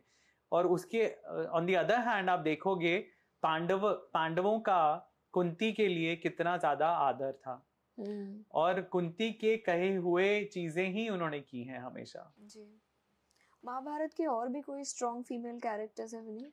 सो महाभारत में देखिए, अंबा है, अंबिका, अंबालिका, जो 3 काशी की प्रिंसेसेस थी, जिनको भीष्म अबडक्ट करके लेके आते हैं अपने छोटे भाई की विवाह के लिए। तो उसमें अंबा जो थी, जो नहीं चाहती उससे शादी करना, क्योंकि उन्होंने ऑलरेडी किसी और को चुना हुआ होता है। सो वो चली जाती हैं वहां से, और वो भीष्म को बोलती हैं कि मैंने किसी और को पसंद किया हुआ है। तो भीष्म कहते हैं ठीक है, फिर आप जाइए। एंड अंबा जब अपने लवर के पास जाती हैं, वो बोलता है कि मुझे तो भीष्म ने हरा दिया है, as a loser I can not accept you, right? So तुम फ्री हो कुछ भी करने के लिए, but I will not accept you now, क्योंकि वो मेरे लिए एक वो होगा, मेरी इज्जत पे एक दाग है या धब्बा है। So what ever his view was, Amba को गुस्सा आ जाता है। वो बोलती हैं कि भीष्म तुम्हारे कारण ये सब हो रहा है, तो तुम मुझसे शादी करो। और भीष्म पितामह बोलते हैं कि भाई मैंने तो ब्रह्मचर्य का व्रत लिया हुआ है, सो ये कंडीशन है मेरी, मैं कभी भी शादी नहीं करूंगा। तब अंबा ठानती है कि मैं भीष्म को ही मारूंगी इनके कारण ही मेरी ये हालत हुई है। तो वो बदला लेने का ठान लेती हैं, and then she is reborn as Shikhandi. तो बहुत सारे स्ट्रॉन्ग कैरेक्टर्स हैं, उनके कारण पूरा महाभारत चेंज हो गई। उसके पहले सत्यवती, अब सत्यवती जो है, जो दुष्यंत से, जब दुष्यंत शादी करते हैं सत्यवती से, उनका ऑलरेडी एक बेटा है भीष्म, देवव्रत, सो जो गंगा से है, और सत्यवती उसी शर्त पे शादी करती हैं दुष्यंत से कि उनका बेटा राजा बनेगा। So again a very strong character. फिर जब उनका बेटा, उसकी मृत्यु हो जाती है उसके बच्चे होने के पहले ही, तब वो वेद व्यास को बोलती हैं हेल्प करने के लिए। तो वेद व्यास के बच्चे हैं बेसिकली पांडु एंड धृतराष्ट्र, जो सत्यवती के कहने पे, क्योंकि वेद व्यास सत्यवती के ही पुत्र हैं before marriage, right. So imagine कितने सारे ऐसे कैरेक्टर्स हैं जो फीमेल्स हैं जिन्होंने पूरा कोर्स ऑफ हिस्ट्री चेंज कर दिया। And very strong characters. पर हम हमेशा याद रखते हैं मेन कैरेक्टर्स, लीड कैरेक्टर्स को, जिस तरह हमें बताया जाता है। विनीत, ऐसे ही कोई कैरेक्टर्स जैसे आपने महाभारत में बताया, कोई कैरेक्टर्स रामायण में भी है, जैसे शूर्पणखा एक स्ट्रॉन्ग कैरेक्टर है जिनकी बात हम नहीं करते ज्यादा। जी। सो शूर्पणखा अगेन, लोग कहते हैं सीता जी के कारण रामायण हुई। सो रामायण की लड़ाई हुई क्योंकि सीता जी को किडनैप किया गया। मैं बोलूंगा अगर आपको किसी को ब्लेम करना है, अगेन रावण का लालच, दंभ, मोह तो सब था ही, पर शूर्पणखा ने ही, और शूर्पणखा और मंथरा ये दो हैं जिन्होंने कोर्स पूरा चेंज किया कहानी का, रामायण का। मंथरा ऑफ कोर्स जिन्होंने कैकेयी के कान भरे और उन्हें इनसिक्योरिटी दिलाई एज अ को वाइफ, क्योंकि दशरथ की भी 3 रानियां थी। अब जिस रानी का बेटा युवराज है और राजा बनेगा, उसकी पूछ बढ़ जाएगी। करेक्ट। और वो इनसिक्योरिटी, जो एक इनहेरेंट इनसिक्योरिटी होगी कैकेयी के मन में, इवन दो वो दशरथ की फेवरेट रानी थी। सो दशरथ दूसरी रानियों को निग्लेक्ट करते थे कैकेयी के लिए, पर अब वो उसे ये मंथरा समझाती है कि अब दशरथ नहीं रहेंगे राजा, अब कौशल्या का बेटा राजा बनेगा, तो वो ऑफ कोर्स अपनी माँ को इम्पोर्टेंस देगा, तो तुम्हारी जो पोजीशन है वो कम होगी। सो मंथरा ने कोर्स चेंज किया वहां पे, राइट। कैकेयी जो कि राम को बहुत प्यार करती थी, उनका भी उसने दिमाग पूरा उल्टा दिया, विचार पूरे बदल दिए राम के प्रति। और उसी तरह शूर्पणखा। अब शूर्पणखा, ये बहुत कम लोगों को पता है कि शूर्पणखा का जो हस्बैंड था, एक दानव था विद्युज्जिह्वा, उसको रावण ने मारा था, क्योंकि रावण देवताओं पे चढ़ाई करने के पहले, ह्यूमंस पे अटैक करने के पहले, सबसे पहले उसने, ऑफ कोर्स वो ह्यूमंस पे भी अटैक कर रहा था, पर वो दूसरे जो असुर जो क्लैंस हैं, दैत्य, दानव, उन पे भी उसने पहले अपना आधिपत्य जमाया, उनके ऊपर भी पहले उसने रूल करना शुरू किया, क्योंकि वो चाहता था तीनों लोगों पे रूल करना। तो जो पाताल लोक के निवासी हैं, जो धरती के निवासी हैं, जो स्वर्ग लोक के निवासी हैं, उसने सबको हराया। सो जब उसकी दानवों के साथ लड़ाई हो रही थी, और दानवों का जो लीडर था वो था विद्युज्जिह्वा, और उसने विद्युज्जिह्वा को मारा, जो एक्चुअली उसकी बहन का हस्बैंड था, शूर्पणखा का। सो कहीं ना कहीं शूर्पणखा के मन में वो जरूर विचार था बदला लेने का, बिकॉज रावण से जो एक बहुत फाइनर पॉइंट है जो हमें कभी बताया नहीं जाता है, पर शूर्पणखा के मन में जरूर ये विचार होगा कि किस तरह वो अपने भाई से बदला ले, क्योंकि उसके भाई ने उसको विधवा किया है, उसके पति को मारा है। और शूर्पणखा क्योंकि अब फ्री थी, तो वो दंडकारण्य में घूमती थी। रावण उन्हें बोला था कि तुम जाओ, खरदूषण है वहां पे और तुम वहां रहो, लंका से बेसिकली ही wanted to get her out. So Shurpanakha वहां जंगल में घूमते हुए वो देखती हैं राम और लक्ष्मण को, और राम जी को देखे वो मोहित हो जाती हैं। तो राम जी उन्हें बोलते हैं कि मैं तो पत्नी के साथ हूं, ये मेरी पत्नी है, राइट। तो लक्ष्मण सिंगल है जंगल में, तो तुम उसको अप्रोच करो, क्योंकि तुम्हारे रूल्स अलग हैं, हमारे रूल्स अलग हैं। हमारे आर्य सोसाइटी में ऐसे रूल्स होते हैं। आई अंडरस्टैंड के मे बी जंगल में तुम्हारे रूल्स अलग होते हैं, यू हैव मल्टीपल पार्टनर्स और व्हाटएवर, पर हमारे लिए ये रूल है, तो मैं मेरी पत्नी के लिए डिवोटेड हूँ, सो मैं किसी और स्त्री को एक्सेप्ट नहीं करूंगा। Again that shows how strongly Ram ji loved Sita. और लक्ष्मण बोलते हैं कि जो भी बहाना मारते हैं, राइट, उसके बाद क्योंकि लक्ष्मण बोलते हैं कि मेरे बड़े भाई के होते हुए मैं कैसे एक्सेप्ट कर सकता हूँ, और मैं भी ब्रह्मचारी हूँ, यहाँ पे जंगल में हम ब्रह्मचारियों की तरह रह रहे हैं। सो शूर्पणखा को गुस्सा आ जाता है, and lot of people criticise कि अरे शूर्पणखा के नाक और कान क्यों काट दिए, but that was an accepted punishment at that time, जो कैपिटल पनिशमेंट्स होती थी उस टाइम, जो अभी भी काफी कंट्रीज फॉलो करती हैं, कैपिटल पनिशमेंट्स। सो इंडिया में भी जैसे डेथ सेंटेंस है, दैट्स अ कैपिटल पनिशमेंट। सो उस टाइम की जो पनिशमेंट्स हैं, जो मनुस्मृति में पनिशमेंट्स दी गई हैं, तो नाक काटना, कान काटना used to be a way to punish somebody for something which is very bad. कोई बहुत ही बुरा उन्होंने एक्ट किया है तो उसके लिए। और शूर्पणखा का एक्ट क्या था, वो ये नहीं था कि उसने अप्रोच किया राम और लक्ष्मण को, that was not a crime. Shurpanakha का क्राइम था सीता के ऊपर अटैक करना। वो उसको गुस्सा आया, उसने कहा ये जो एक स्त्री है इसके कारण तुम दोनों मुझे ठुकरा रहे हो, तो मैं इसको ही खा जाऊंगी। और जैसा मैंने पहले कहा, राक्षस नरभक्षी थे, वो एक्चुअली ह्यूमंस को खाते थे। सो वो अटैक करते हैं सीता के ऊपर, सीता जी को मार के खाने के लिए। तो सीता जी की जान बचाने के लिए अब लक्ष्मण या राम दोनों में से कोई भी शूर्पणखा को मार भी सकते थे जी। पर उन्होंने नहीं मारा। तो बेसिकली उन्होंने दया दिखाई। सो नाक और कान काटना was a milder form. She could have been killed there for attacking Sita.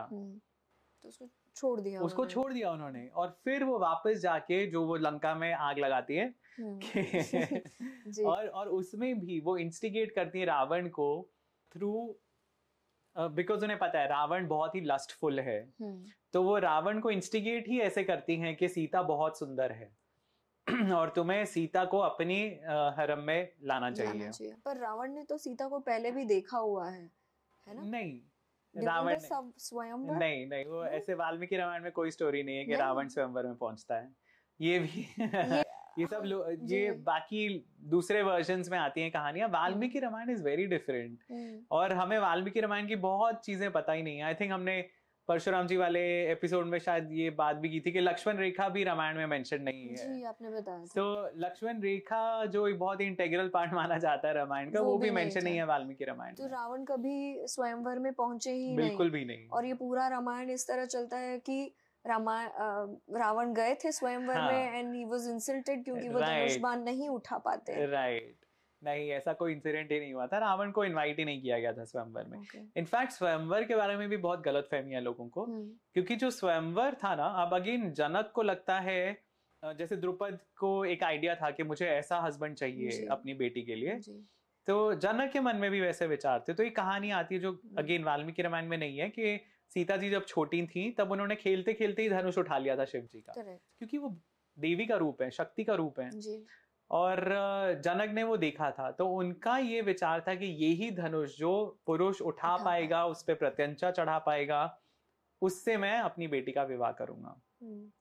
पर वाल्मीकि रामायण में ये बताया जाता है, हम स्वयंवर का कोई सीन ही नहीं है वाल्मीकि रामायण में। इनफैक्ट उसमें ये बताया जाता है कि जब राम लक्ष्मण को लेके विश्वामित्र मिथिला पहुंचते हैं तो स्वयंवर ऑलरेडी हो चुका है। कोई भी जीत नहीं पाया है, कोई भी वो शर्त पूरी नहीं कर पाया है। और इसीलिए जो सूटर्स थे, जो राजा आए हुए थे वहां पे, वो गुस्सा हो जाते हैं जनक पे कि तुमने ऐसी शर्त रखी है, ये हमें नीचा दिखाने के लिए है। और वो लड़ाई करते हैं। तो वो लड़ाई करना शुरू करते हैं और उन्होंने मिथिला को घेरा हुआ होता है। जनक के छोटे भाई जो हैं वो लड़ाई कर रहे होते हैं और आई थिंक वो लड़ाई तब खत्म हुई ही होती है। तो 1 साल से लड़ाई चल रही होती है ऑलरेडी। तो जब ये लोग पहुंचते हैं वहां पे तो स्वयंवर नहीं है, स्वयंवर ऑलरेडी हो चुका है। और विश्वामित्र लेके ही राम जी को वहां इसलिए गए हैं क्योंकि उन्हें पता है राम ये कार्य पूरा कर सकते हैं जी। और विश्वामित्र वहां जब लेके जाते हैं और विश्वामित्र इनको बोलते हैं दशरथ को कि आप वो धनुष यहाँ बुलाओ, यहाँ मंगवाओ। और तब वो राम धनुष उठा के उसको जब प्रत्यंचा चढ़ाते हैं वो टूट जाता है। सो ऐसे बहुत सारे फाइनर एस्पेक्ट्स हैं स्टोरी के जो हमें पता नहीं है और हमें बहुत गलत वर्जन्स बताए जाते हैं। जैसे आपने कैकेयी के बारे में बताया, वेरी स्ट्रॉन्ग कैरेक्टर कैकेयी और मंथरा जिन्हें विलन्स बताया जाता है, बट कैसे पॉसिबल है ना ऐसे कि एक माँ जो अपने पुत्र से इतना प्रेम करती है बिकॉज ऑफ सम स्ट्रैटेजीज, किसी के बोलने की वजह से उन्हें राम जी को इतना दूर भेज दिया जाता है। राइट। मंथरा को एक्चुअली रामायण में तो नहीं मेंशन्ड है कि उनका पिछला जन्म क्या था, बट आई थिंक महाभारत में जब राम उपाख्यान है, महाभारत में भी राम जी की स्टोरी है। सो महाभारत में जब युधिष्ठिर ये सब वनवास में दोबारा आते हैं पांडव और ये दे आर बेसिकली क्रिबिंग कि हमारे साथ ऐसा क्यों हो रहा है, हम धर्म को फॉलो करते हैं और हमें हमेशा ये सब दुख देखने पड़ते हैं। तो एक ऋषि है जो उन्हें वो रामायण की कहानी सुनाते हैं। वो कहते हैं कि तुम्हें लगता है तुम्हारे साथ बुरा हो रहा है तो ये कहानी सुनो। जो एक मर्यादा पुरुषोत्तम व्यक्ति था, एक इंसान था जिसने ये सारे दुख झेले। सो वो एज एन इंस्पिरेशन युधिष्ठिर को राम जी की स्टोरी बताई जाती है। और आई थिंक उसमें मेंशन है कि मंथरा एक गंधर्वी थी। और जब ब्रह्मा जी सब देवताओं को बोलते हैं कि आप धरती पे जन्म लो क्योंकि विष्णु जी अवतार ले रहे हैं, तो उनकी हेल्प करने के लिए आप वानर और ऋक्ष रूप में आप जन्म लीजिए। सो सब देवताओं के पुत्र ही हैं बेसिकली जो ये हैं। सो हनुमान, वाली, सुग्रीव, नल, नील सब देवताओं के संतान हैं। और एक गंधर्वी थी दुंदुभी, जिनको वो कहते हैं कि तुम्हारा एक स्पेशल रोल होगा और तुम्हें जाके इस कहानी को सही टाइम पे सही मोड़ देना है। सो वो जो थी वो मंथरा थी। मंथरा जी। तो हु वाज तारा? मतलब आपने शुरू में बताया कि तारा भी एक पंचकन्या में से एक है, तो तारा के बारे में बताइए and how she saved the kingdom of Kishkindha. Right. So Kishkindha again was a very strong kingdom. आप देखिए कि वो किष्किंधा का जो राजा था वाली, he is one of the only 3 people जिसने रावण को डिफीट किया था जी। सो रावण को राम जी ने डिफीट किया ऑफ कोर्स। दूसरा वाली था और सबसे पहला था कार्तिवीर्य अर्जुन, जो परशुराम जी की स्टोरी में हमने बात की थी उनके बारे में। सो किष्किंधा बहुत ही स्ट्रॉन्ग किंगडम था। और जैसा फिल्मों में दिखाते हैं ना कि वो गुफाओं में रहते हैं और जंगल में रह रहे हैं, वैसा नहीं था। It was a proper city जहाँ पे महल थे, पेव्ड रोड्स थी, सब कुछ था। वो बहुत ही वेल डेवलप्ड सोसाइटी थी। उनके रूल्स अलग थे फ्रॉम दी ह्यूमन सोसाइटी, उनके रूल्स अलग थे, लेकिन it was a well established kingdom.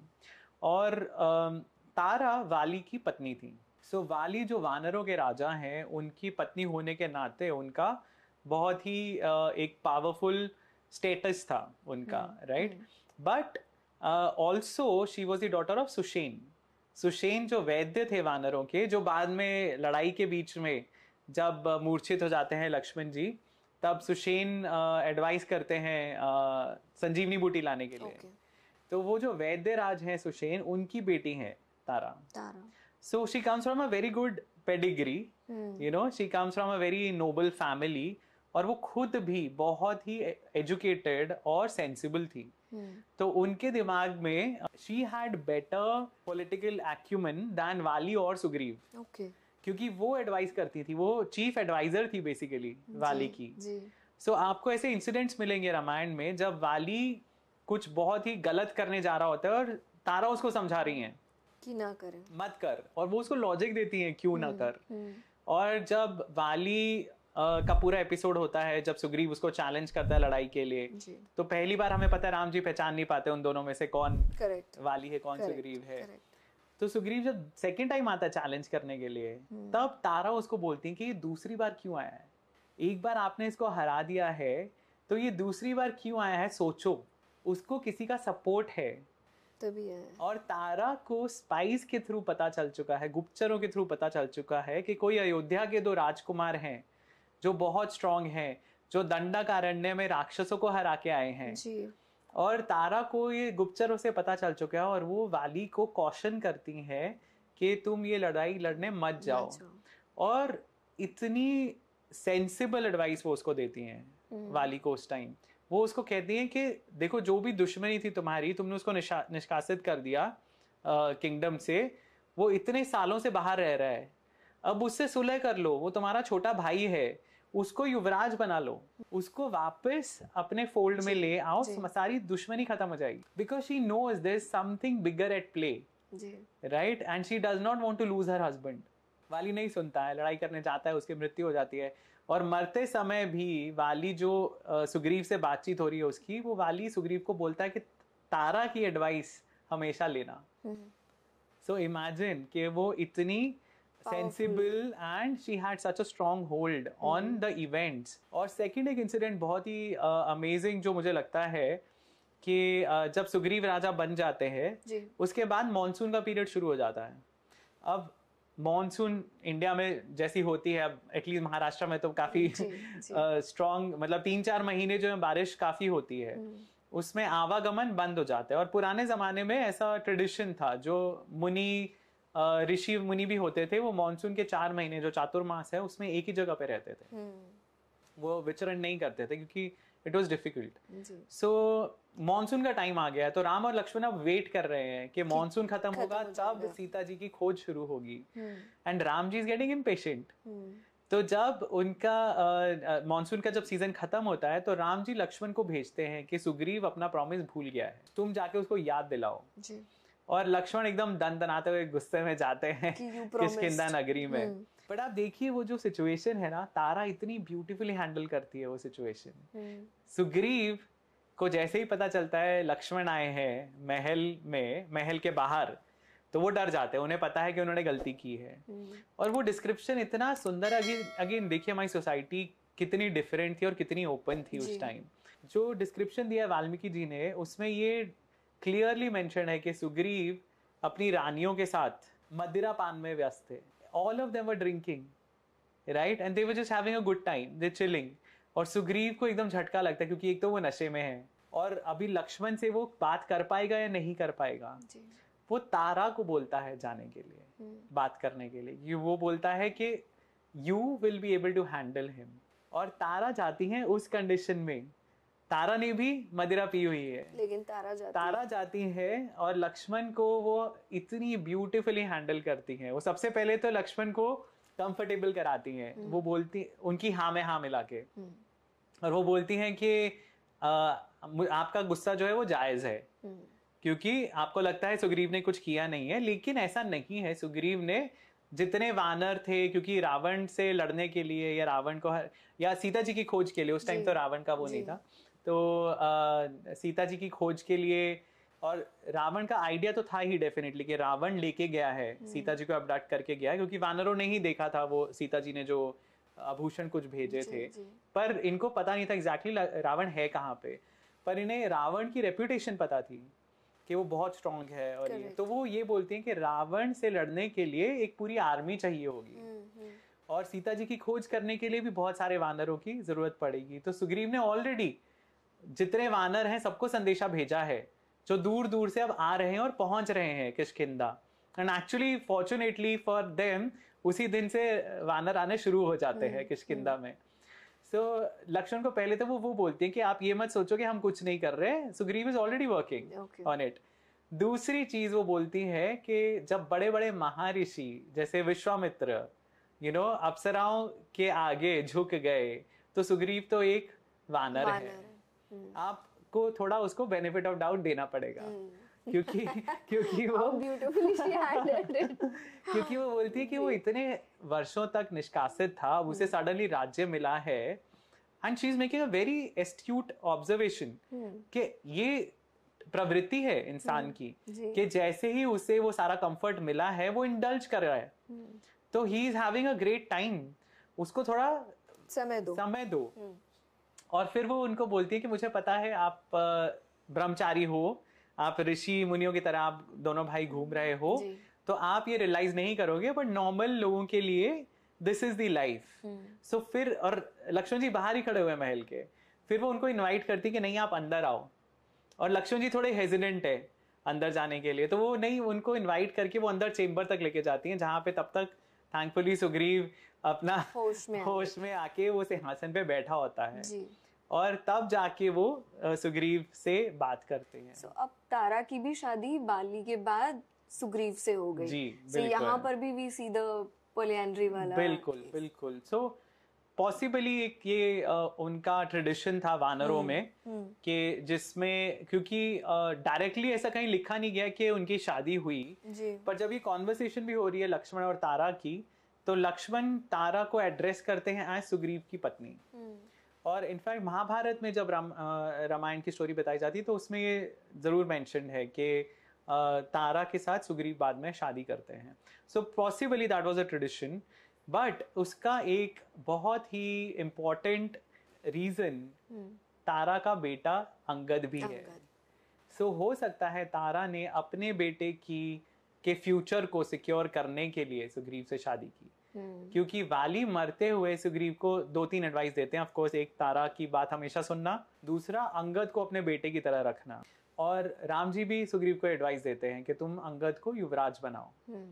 तो तारा को अपने बेटे की फ्यूचर सिक्योर करने के लिए भी उन्होंने सोचा होगा सुग्रीव से शादी करना is the best possible situation.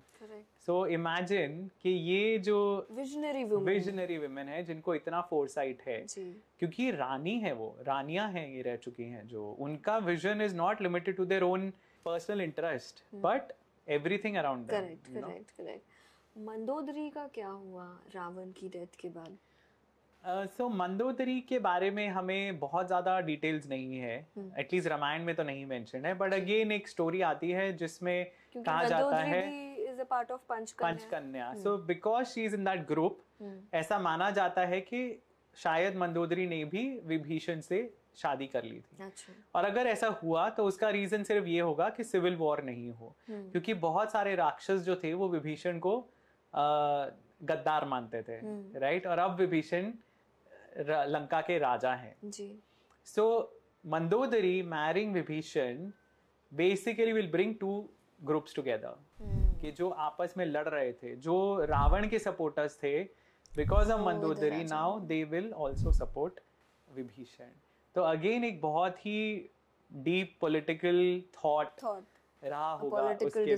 बिल्कुल बिल्कुल। तो वो ये जो स्त्रियां हैं Panchakanya specially, you know, they are thinking about more than just themselves. Correct. Kunti, Draupadi, Tara, Mandodari, और इनफैक्ट अहल्या के बारे में हम बात करना रह गए।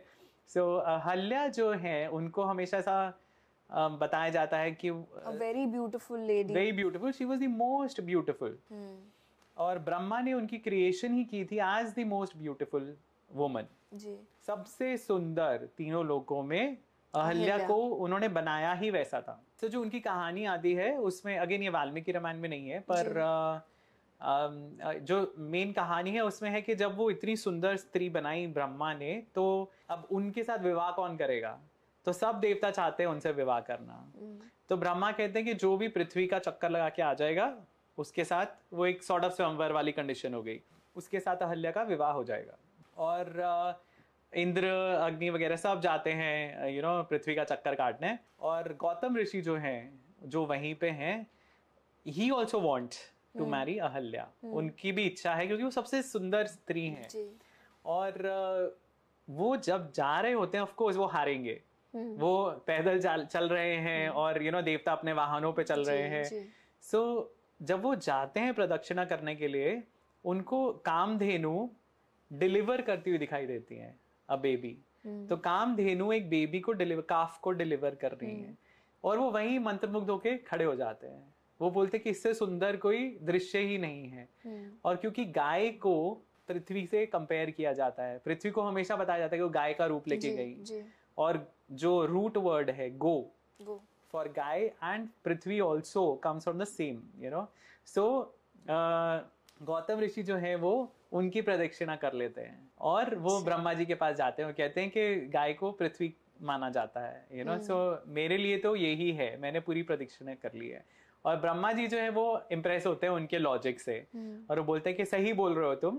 सो एक तरह से तुम्हारी कंडीशन पूरी हो गई है। और फिर उनका विवाह कर दिया जाता है अहल्या के साथ। सो अब बताया जाता है कि इंद्र जो है वो तब से ही वांटेड अहल्या। लेकिन यू नो हमें ऐसा जो स्टोरीज बताई जाती है उसमें ये था कि इंद्र लस्ट में आके अहल्या के साथ करते हैं। पर रामायण में जो स्टोरी है उसमें बाद में हमें पता चलता है कि गौतम ऋषि जो है ना वो बहुत पहुंचे हुए ऋषि थे। सो जैसे इंद्र ने विश्वामित्र की तपस्या भंग करवाई मेनका के थ्रू, या दूसरे ऋषियों की भी करवाई है उन्होंने। सो ये गौतम ऋषि की तपस्या भंग करने के लिए उन्होंने ये किया था कि एक ऐसा सिचुएशन क्रिएट करे जिसमें गौतम ऋषि अपना कंट्रोल खो दें। और ऋषियों का जब वो अपना कंट्रोल खो देते हैं, वो अपने एंगर से कुछ श्राप दे देते हैं, उनकी जितनी एक्यूमुलेटेड मेरिट है, जितनी उनकी, हाँ, वो सारी वो उस श्राप में डाल देते हैं। तो उनका जो जितना उन्होंने अचीव किया था वो सारा खत्म हो जाता है। सो ये एक कारण था जो इंद्र ने ये एपिसोड किया। Why was Indra like this all the time? I mean, lusty? But why are politicians like that? See, it is not about lust, it is about power. अब इंद्र की जो कुर्सी है वो कोई भी इंद्र की कुर्सी ले सकता है। उसको क्या करना है, उसको 100 अश्वमेध यज्ञ करने हैं। तो काफी राजा ऐसे भी हुए हैं पहले जिन्होंने 100 अश्वमेध यज्ञ किए इंद्र बनने के लिए, और एक दो एग्जांपल्स हैं जिसमें ह्यूमंस एक्चुअली बिकेम इंद्र, क्योंकि इंद्र इज अ टाइटल, वो एक भगवान का नाम नहीं है, एक देवता का नाम नहीं है, वो टाइटल है जैसे प्राइम मिनिस्टर या प्रेसिडेंट। अच्छा। अब कोई भी जो उस लेवल पे होगा वो अपनी कुर्सी को सिक्योर करने के लिए कोशिश करेगा, राइट? सो हर जगह पूरी दुनिया में आप कभी भी देखोगे कोई भी अपनी पावर लूज नहीं करना चाहता है जी। सो इंद्र किंग है, लीडर है देवताओं के, वो अपनी पावर, अपनी कुर्सी नहीं छोड़ना चाहता है। सो इसीलिए वो मैनिपुलेट करते हैं, वो कुछ ना कुछ चीजें करते हैं जिससे कोई भी कंटेंडर वहां ना पहुंच पाए, क्योंकि इंद्र का एक फिक्स, हाँ, और उनका एक फिक्स टाइमलाइन है तो एक पूरा मनवंतर एक ही इंद्र को रूल करना है। लेकिन जब बीच में दूसरे कैंडिडेट्स आ जाते हैं, that is unfair for him. It's like saying कि भाई हमारे 5 साल एक लीडर रहना चाहिए, पर बीच में कोई और आके अपना दावा डाल देगा, कोई तीसरा बंदा आके वो अपना क्लेम डाल देगा।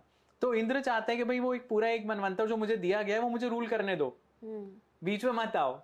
तो इसीलिए वो ऋषियों को भी डिस्करेज करते हैं और इसीलिए वो ये सारे सिचुएशंस क्रिएट करते हैं। So, ये मुझे आपसे पता चला कि इंद्र एक उपाधि है और Indra is not this one specific person. Yes, पर इसमें अहल्या का क्या रोल था? सो अहल्या, वाल्मीकि रामायण के हिसाब से अहल्या पहचान जाती हैं कि ये मेरे पति नहीं है, क्योंकि इंद्र गौतम ऋषि का रूप लेके आते हैं, पर मैनरिज्म से, बातचीत के तरीके से उनको पता चल जाता है कि ये मेरे पति नहीं है।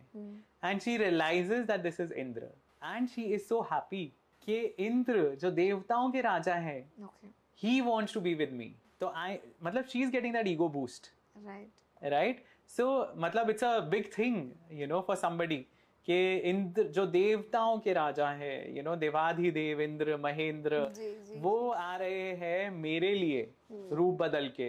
Ahalya was not innocent in this whole thing. She knew what was happening. Okay. So ये एक हमें केस मिलता है अडल्टरी का, जहाँ पे स्त्री ने अपनी इच्छा से रिलेशन बनाया अपने वेडलॉक के बाहर। Correct. But this was allowed, wasn't it?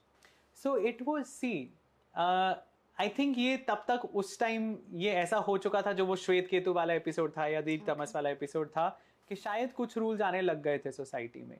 But again ये रूल्स के ऊपर डिपेंडेंट नहीं करता है। गौतम ऋषि ने क्यों श्राप दिया? इट इज वेरी एविडेंट कि कोई भी अगर इंसान, उसको पता चलेगा कि उसका पार्टनर चीट कर रहा है उस पर, चाहे वो मेल हो चाहे फीमेल हो, you will feel hurt, right? And he was hurt basically. तो कोई रूल्स ब्रेक हुए या नहीं हुए उससे उनको कोई फर्क नहीं पड़ता, वो उनके हिसाब से they were living a happily married life. Ahalya ने कभी कोई कंप्लेन नहीं की उनसे, इन्होंने कभी कोई इशू नहीं हुआ इनको कभी अहल्या से, उनके हिसाब से वो एक सुखी विवाहित जीवन जी रहे हैं। तो ये एपिसोड क्यों हुआ? तो उनको जो हर्ट थी, जो उनको पीड़ा हुई, उसके कारण उन्होंने श्राप दिया। और अगेन बहुत गलत जो हमें स्टोरी बताई जाती है कि अहल्या को पत्थर की बना दिया था। वाल्मीकि रामायण में ऐसा कुछ मेंशन नहीं है। इनफैक्ट वाल्मीकि रामायण के हिसाब से गौतम ऋषि अहल्या को श्राप देते हैं कि क्योंकि तुम्हें अपनी सुंदरता पे इतना गर्व है, इतना तुम्हें प्राइड है, तुम इनविजिबल हो जाओगी, कोई तुम्हें देख ही नहीं पाएगा।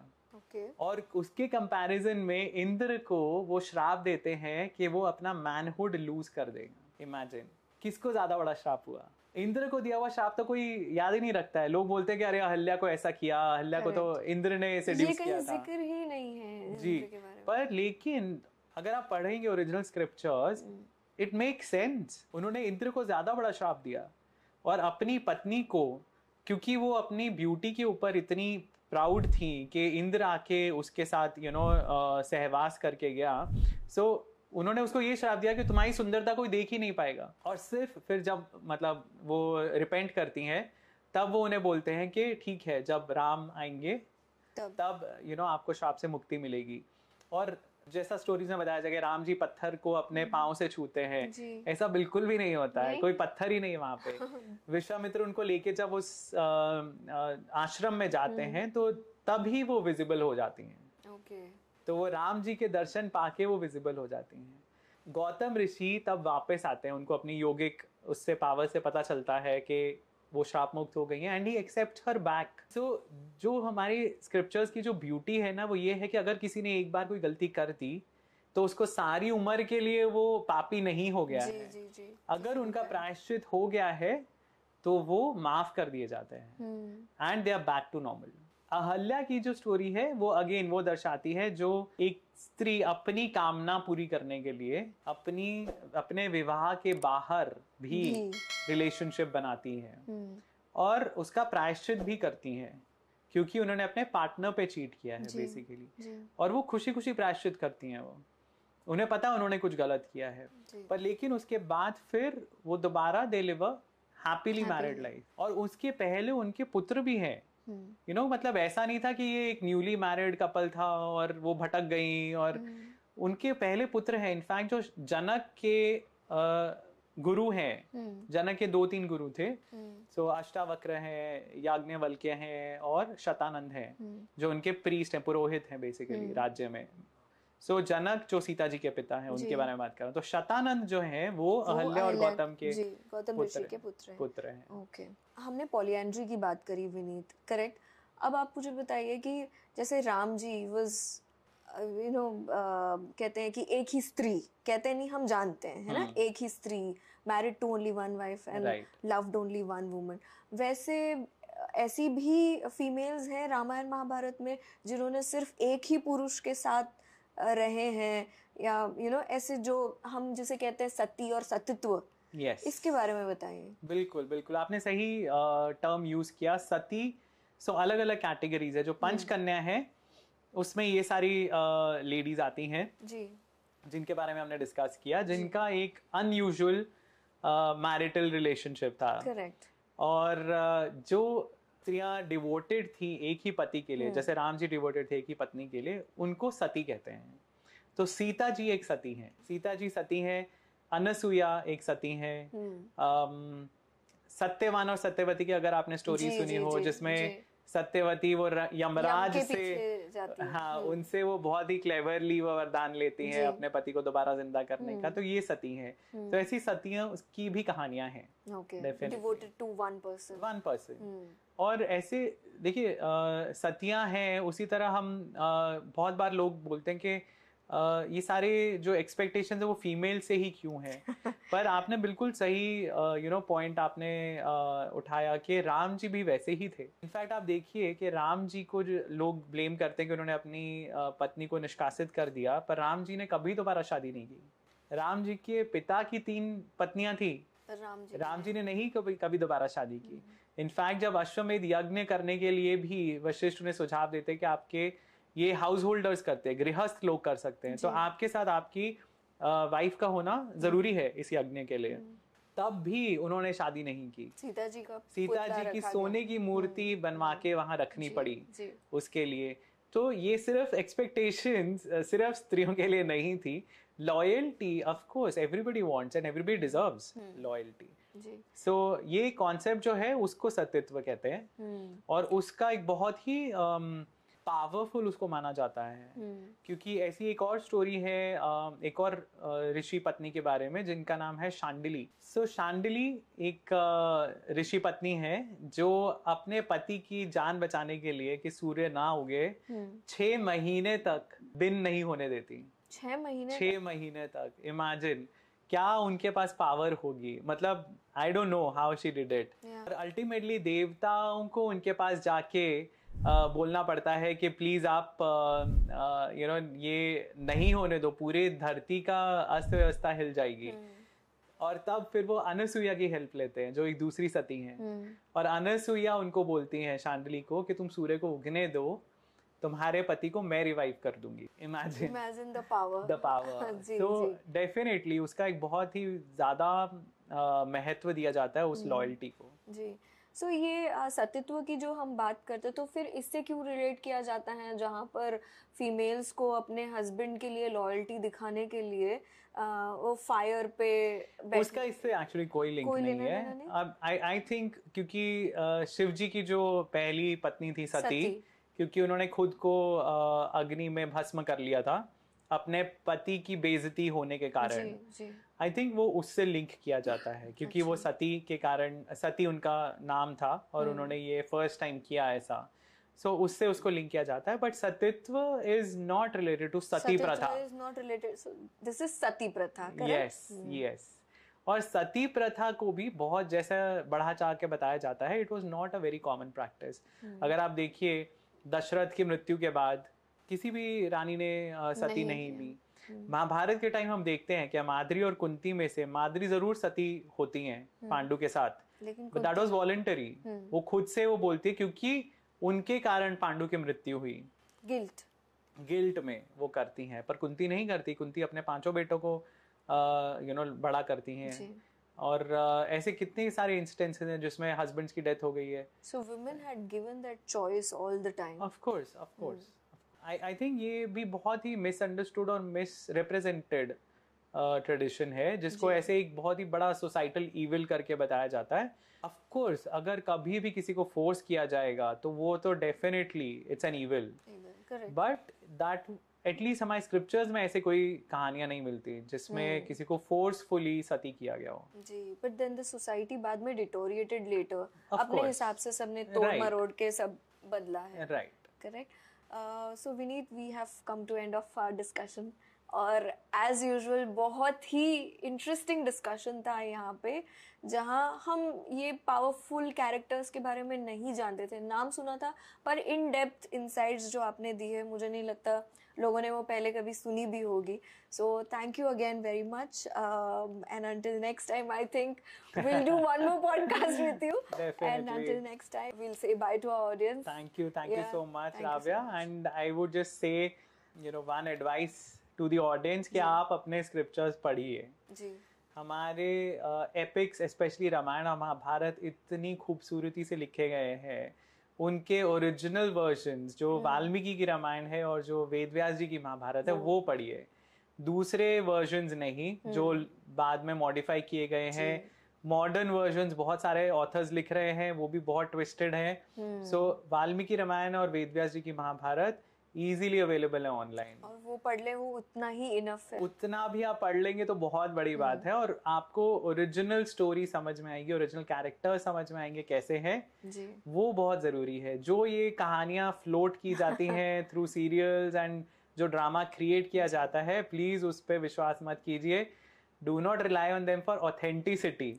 वो मनोरंजन के लिए, एंटरटेनमेंट के लिए ठीक है, लेकिन ऑथेंटिसिटी के लिए वाल्मीकि रामायण और वेदव्यास महाभारत ये ही सोर्सेज हैं। जी जी। सो अंटिल नेक्स्ट टाइम देखते रहिए the Raavya Saada podcast. Thank you.